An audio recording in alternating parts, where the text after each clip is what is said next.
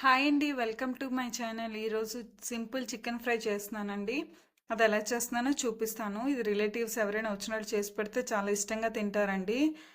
First chicken 1/2 kg chicken తీసుకున్నాను. ఉప్పు పసుపు వేసి బాగా క్లీన్ చేసుకున్నానండి. ఇప్పుడు ఇందులో 1 స్పూన్ ఉప్పు, 1/2 స్పూన్ పసుపు, రుచికి తగినంత కారం, 1 స్పూన్ ధనియాల పొడి, 1 స్పూన్ జీలకర్ర పొడి, ఒక చిన్న కప్పు పెరుగు వేసుకొని బాగా కలుపుకోవాలండి. కలుపుకొని 1 అవర్ పక్కన పెట్టుకోవాలి.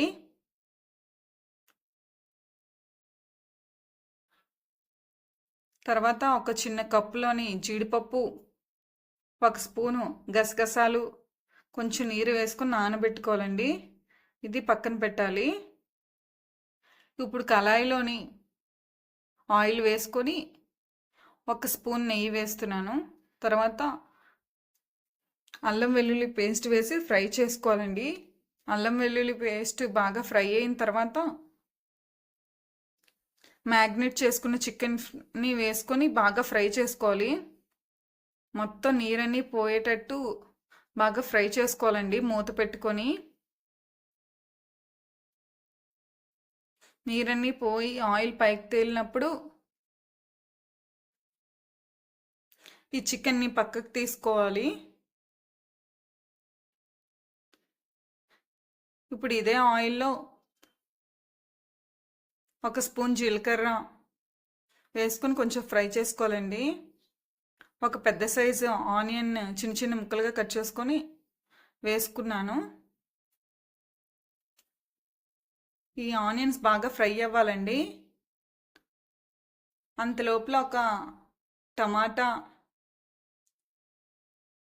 పుదీనా, కొత్తిమీర, జీడిపప్పు, గసగసాలు నానబెట్టుకున్నది వేసి గ్రైండ్ చేసుకోవాలి.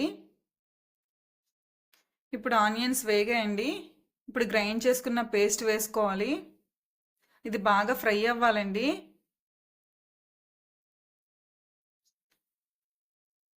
ఇప్పుడు ఆయిల్ పైకి తేలింది కదా, ఇది ఫ్రై అయిందండి. ఇప్పుడు చికెన్ని వేసుకోవాలి. ఇప్పుడు ఈ రెండు కలిసేటట్టు బాగా ఫ్రై చేసుకోవాలండి.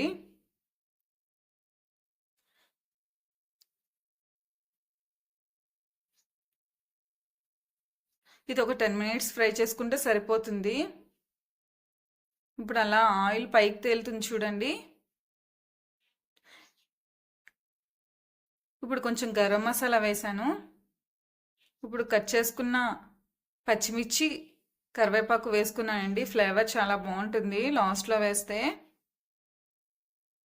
ఇప్పుడు ఇది కొంచెం ఫ్రై అయిన తర్వాత కొత్తిమీర వేసుకోవాలి. అంతేనండి, రెడీ అయిపోతుంది. చాలా చాలా టేస్ట్గా ఉంటుంది. నా వీడియో నచ్చితే లైక్ చేయండి.